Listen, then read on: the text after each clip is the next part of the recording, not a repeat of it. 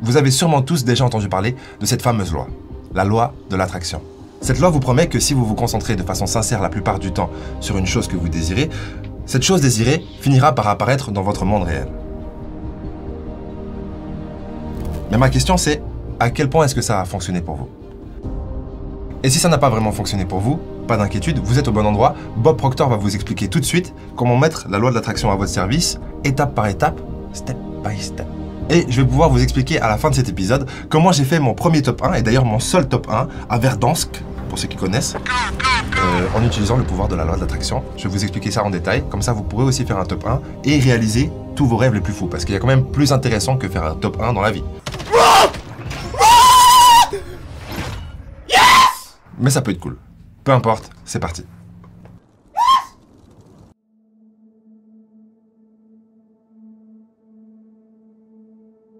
J'ai découvert que la plupart des gens ne savent pas qui ils sont. Si vous demandez à une personne lambda qui elle est, elle va vous donner son nom, du genre « Je suis Bob Proctor », mais ce n'est pas moi. Bob et Proctor sont deux mots que mes parents m'ont donnés. Et c'est mon nom, mais ce n'est pas moi. D'autres diront « Ça c'est moi », mais ce n'est pas moi non plus, c'est juste mon corps. Par exemple, vous n'appellerez jamais votre responsable pour lui dire « Mon corps ne sera pas là aujourd'hui, il est malade ». On ne dit pas « Je suis main » ou « Je suis jambe », mais on dit « C'est ma main, ma jambe, mon corps, mon nom ».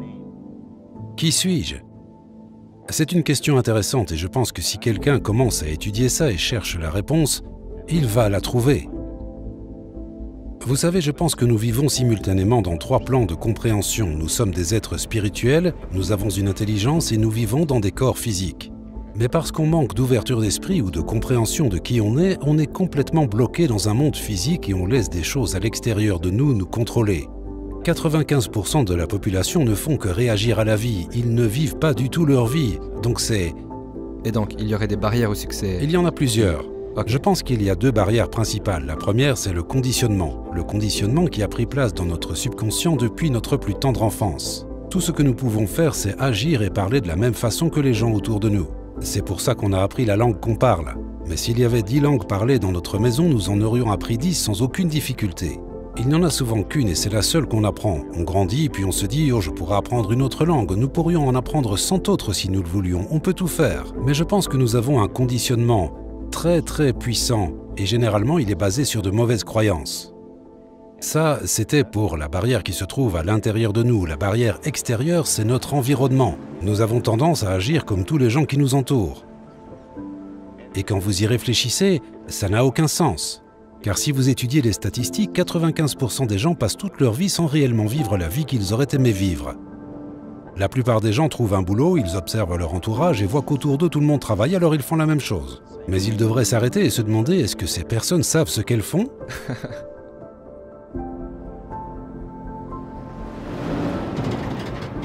Les gens suivent les règles, ils prennent un numéro et font comme tout le monde autour d'eux. Ça pourrait être sympa dans le royaume des animaux, mais les humains ne sont pas censés vivre de cette façon. Je pense que nous devrions faire quelques vagues. Nous devrions nous démarquer et être différents. Pas juste pour être différents, mais parce que nous sommes différents. Nous avons tous des pensées différentes. Et je pense que nous devrions commencer à penser et dessiner dans notre esprit les images de ce que nous aimerions faire et ensuite s'y atteler et le faire.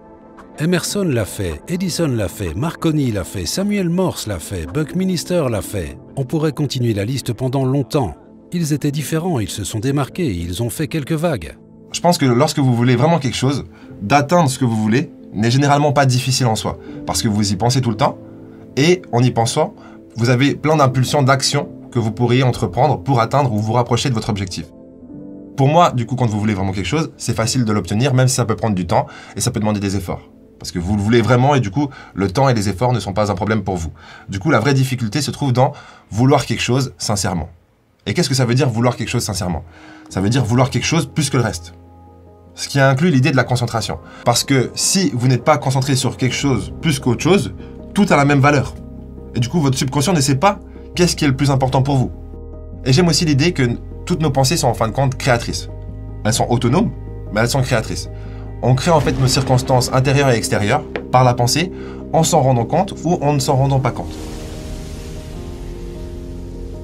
Et du coup, quand vous voyez des gens à la cafette parler comme ça, en fait, ils sont en train de créer. Ils sont pas en train de parler, ils sont en train de créer. Créer des circonstances intérieures et ensuite extérieures. Donc pour résumer et pour faire simple, premier objectif, définir ce que vous voulez vraiment. Deuxième objectif, vous concentrer sur ce que vous voulez vraiment, plus que sur le reste. Troisième objectif, accepter et suivre les impulsions qui suivront au fur et à mesure de vos journées. Lorsque vous sentez qu'une impulsion peut vous rapprocher de l'objectif, soyez fidèle du coup à l'objectif et agissez sur cette impulsion. J'ai appris que vous ne verrez jamais la plus grande partie de moi car elle est non physique. Et ce que vous voyez ici en tant que corps physique n'est rien d'autre que la manifestation physique du côté supérieur de ma personnalité. Et bien sûr, c'est aussi le cas pour vous. Pour la personne assise derrière la caméra, c'est le cas pour tout le monde. Et ce qu'il faut étudier, je pense, c'est la façon dont cette partie non physique de mon esprit fonctionne. Que se passe-t-il quand je réfléchis? D'où mes pensées proviennent-elles? Comment cette chaise a-t-elle été fabriquée? Quelqu'un a dû y penser. Les pensées sont partout, et nous mettons les pensées dans notre esprit et nous créons des images dans notre esprit. Ce qu'il faut comprendre, c'est que c'est une partie non physique de nous qui fait tout ça. Si je peux créer l'image de quelque chose dans mon esprit, je suis tout à fait capable de créer une copie conforme de cette idée dans mon monde physique. Donc si je crée une image de moi-même en tant que personne heureuse et sereine, je peux vivre de cette façon. Si je crée une image de moi-même étant prospère, alors je peux devenir prospère. La première chose à faire, c'est s'asseoir et décider ce qu'on veut. Si c'est de l'argent, vous voulez combien d'argent? Beaucoup. Personne ne sait combien le mot « beaucoup » représente, donc vous devez être précis. Vous écrirez sur un papier exactement combien vous voulez. Et vous gardez ce papier avec vous et le lisez régulièrement. C'est ce que j'ai appris dans le livre « Réfléchissez et devenez riche » et c'est ce que j'enseigne dans mes séminaires. J'enseigne aux gens à se fixer des objectifs. Mais vous décidez précisément ce que vous voulez. Et puis vous commencez à penser. Vous allez avoir des pensées qui vous disent pourquoi vous ne pouvez pas l'obtenir. Vous avez la capacité avec votre esprit conscient de refuser ces idées et de les chasser de votre esprit. Penser à pourquoi vous ne pouvez pas faire quelque chose ne vous apportera jamais rien de bien. Alors continuez à réfléchir jusqu'à réaliser pourquoi vous pouvez le faire. Et le chemin à suivre pour y arriver vous apparaîtra sous forme d'image dans votre esprit. Pensez comment y arriver et non pourquoi vous ne pouvez pas y arriver. Réfléchissez à la façon dont vous pouvez y arriver. Déjà, je pense qu'il est primordial de rêver grand. Mais lorsque vous allez vouloir rêver grand, ce qui va se passer, c'est que le doute sera encore plus grand. Et le doute se placera toujours au niveau du comment. Mais comment tu comptes réussir à faire ça, hein? Comment tu comptes réussir à atteindre un tel montant? Comment tu comptes retrouver quelqu'un qui te correspond comme ça? Hein? T'aurais déjà trouvé si t'allais trouver. Ce qui va être primordial, c'est de refuser toutes ces voies. Toutes les voies qui sont liées au doute, et ce doute qui naît dans le comment. Parce que vous savez que vous ne savez pas encore comment ça va se passer. C'est tout le but, de ne pas savoir. Et du coup, au début, quand vous fixez votre objectif, refusez, au tout début en tout cas, toutes les idées du comment. Refusez-les catégoriquement les premiers jours. Et concentrez-vous uniquement sur votre image mentale de ce que vous voulez, donc l'objectif, et à quoi ça ressemblerait d'atteindre cet objectif. Ajoutez le plus de détails possible à vos images mentales, et refusez catégoriquement, pour l'instant, le comment. Ne vous dites pas, ouais, mais si je sais pas comment tu veux que je le fasse? Abandonnez ça. Faites-vous juste du bien, en fait, avec votre idée, visualisez, et si votre visualisation est assez claire et efficace, elle devrait normalement vous procurer le bien-être que l'objectif en soi devrait vous procurer. Donc, obtenez le bien-être que l'objectif devrait vous procurer avant d'atteindre l'objectif pour atteindre l'objectif. Et tout ça gratuitement, sans même avoir à donner votre email. Je dirais même qu'après ça, vous devriez acheter un bon livre et commencer à l'étudier. Trouvez une personne qui est déjà en train de faire quelque chose que vous voulez faire et apprenez à connaître cette personne. Demandez l'avis des experts, ne demandez pas à votre voisin, votre mère, votre père, votre frère ou à votre collègue de travail, car ils ne savent pas nécessairement. Inutile de demander comment gagner beaucoup d'argent à quelqu'un qui ne gagne que 50 000 € par an, ils ne savent pas. S'ils savaient, ils gagneraient sûrement beaucoup plus. N'allez pas voir un docteur malade si vous voulez être en bonne santé, donc trouvez quelqu'un pour obtenir des conseils. Achetez un très bon livre et arrêtez-vous et commencez à l'étudier. Quand vous lisez un très bon livre pour la seconde fois, vous n'y voyez pas quelque chose que vous n'aviez pas vu auparavant, mais vous voyez en vous quelque chose qui n'était pas présent auparavant. Je sais pas si vous vous rendez compte, mais c'est juste magnifique ce qu'il vient de dire là. Imaginez-vous en vivant déjà cette vie. Il faut que vous compreniez que c'est une image dans votre esprit. Quand vous ouvrez un livre, le livre n'est rien d'autre qu'une image qu'un écrivain a décrite à travers des mots. On a demandé une fois au grand artiste Van Gogh comment il faisait pour réaliser des œuvres si belles. Il a répondu « Je rêve mes peintures et ensuite je peins mes rêves ». Il obtient l'image dans son esprit et ensuite il la peint sur un mur ou un tableau. Eh bien, nous nous relaxons et nous construisons l'image dans notre tête sur la façon dont nous aimerions nous voir. Comment nous aimerions nous comporter dans la vie avec les autres, notre vie sociale, nous voir dans le métier que nous voulons. La façon dont nous voulons faire nos présentations de vente dans le cas où vous êtes un vendeur ou autre. Et ensuite, prenez cette image et décrivez-la. Écrivez ça sur un papier, en utilisant le présent. Je suis tellement heureux maintenant que je me vois, et écrivez tout ça. Beaucoup de gens vont rire à ça et dire que ça n'a aucun sens. Mais ça a énormément de sens. Ils ne pourront pas vous dire pourquoi ça n'a aucun sens. Moi, je pourrais passer des heures à vous expliquer pourquoi ça a du sens, et je pourrais l'expliquer avec tellement de détails que tout le monde comprendrait. Donc écrivez une description sur comment vous voudriez vous voir et commencez à la lire. Et la relire encore et lisez-la tous les jours, gardez-la partout et continuez à la lire. Le point primordial que tous les grands enseignants ont évoqué au cours de l'histoire et sur lequel ils ont tous été unanimes, c'est que nous devenons ce à quoi nous pensons.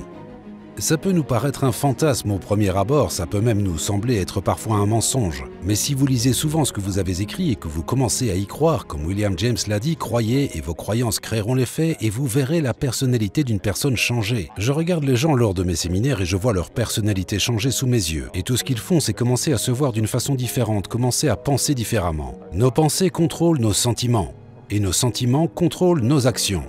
Les enfants à l'école devraient apprendre tout ça bien même avant d'aller à l'école. Ils devraient s'asseoir et on devrait leur donner un cahier vierge et leur faire visualiser les notes qu'ils veulent avoir, les écrire sur leur propre carnet de notes, tout ça avant que l'école commence, la première semaine de cours. Puis le professeur devrait dire « Je veux juste que tu te concentres sur comment faire pour obtenir ces notes et pas que tu penses que tu ne peux pas les obtenir. Je veux que tu adoptes l'attitude qui démontre que tu vas les avoir. » Bien sûr, certaines personnes diront que ce n'est pas être réaliste, mais c'est très réaliste. Cela s'appuie sur les principes du succès qui remontent à 6000 ans d'histoire. C'est de cette façon que tout a été accompli.